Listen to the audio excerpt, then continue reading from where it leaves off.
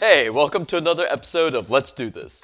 Andrew here, and today we're going to be making chopstick holders. These aren't just any ordinary, simple chopstick holders. No, these chopstick holders are going to be made from the wrappers, the very wrappers that the chopsticks call home. Let's get a quick preview of what we're going to be making. It's in the shape of a swan, and it's a really elegant way of keeping our chopsticks off the table. As we mentioned earlier, it's made from the wrapper itself, which means that it's a great party trick that you can show and teach your friends whenever you can acquire these chopsticks, which include restaurants, takeout, or whenever you pick up sushi from your local grocery store, which is actually where these are from. Let's do this. First, we're going to need some chopsticks, or more specifically, we're going to need the wrapper itself. Step 1, and this is perhaps the most important step.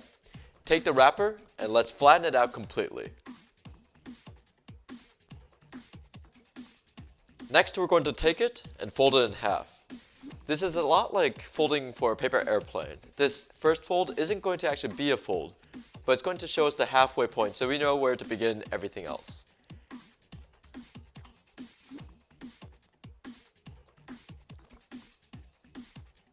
So now that we have that, begin folding it like a paper airplane, which means taking one of the halves and folding it perpendicular and creating a 90-degree angle. And we'll make sure that it goes halfway in between, and then take the other side and fold that as well. We'll want to make sure that we crease it cleanly after every fold. We want our swan to look super sleek, so we'll go ahead and fold it again on both sides.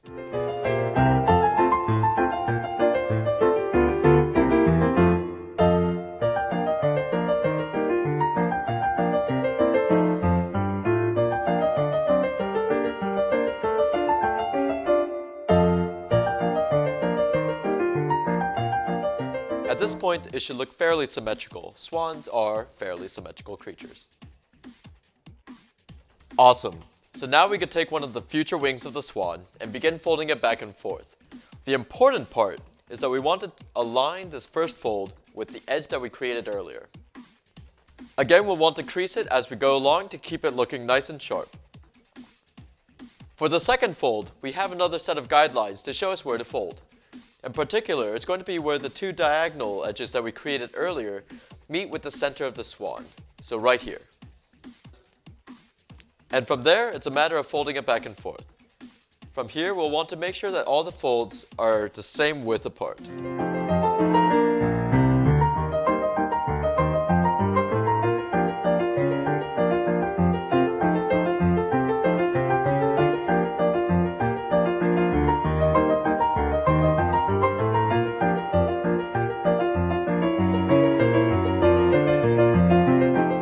Once we're done, we're going to have this accordion fold going all the way across.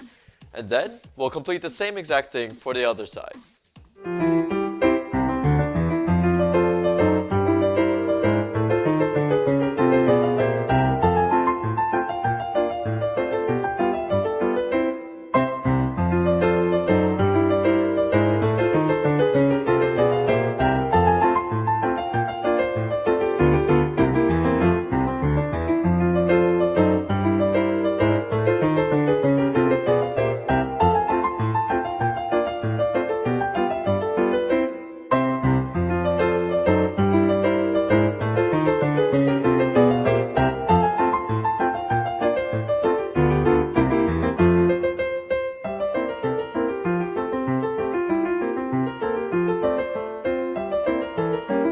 Here comes the trickiest part of the whole thing. We're going to take one end of the accordion fold and place it inside of the other end so that it locks together.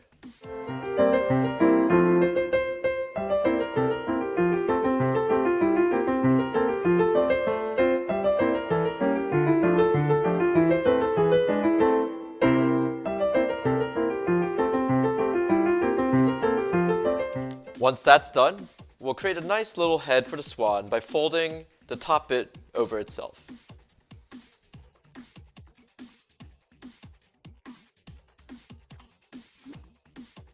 We'll take the wings, spread it apart just a little bit, just to fluff it up. And then, voila! We now have a beautiful swan-shaped chopsticks holder. And once we're done admiring our work, we can put it down put our chopsticks on top, and get ready for our food. That's it for this episode of Let's Do This. How did your Swan Chopsticks holder turn out? Comment down below and let the world know. Subscribe above for more ridiculous, fun, and sometimes useful things. And as always, remember to spread the awesomeness by sharing it with your family, friends, pets, coworkers, and the delivery guy. Until next time, be awesomer.